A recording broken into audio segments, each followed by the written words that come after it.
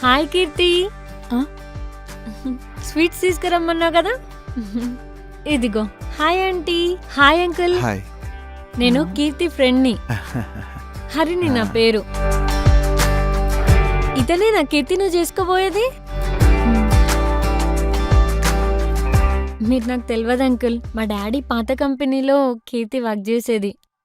అట్లా కీర్తి పరిచయం. అలాగా.